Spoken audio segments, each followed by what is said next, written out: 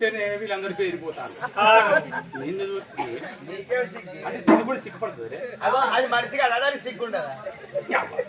అది ఆడిది కాదా అవునమ్మా ఇగో అందాక ఈ పసుపు కొమ్ము కదా ఇంటికి పోయినాక నీకు మంచిగా 25 తులాలు పెట్టి బంగారం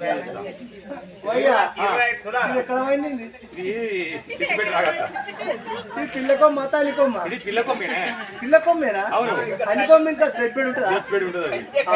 అది కంటి ఉంటుంది మరి అప్పుడు కనుక నేను రాజు ఆంజనేయ సేలా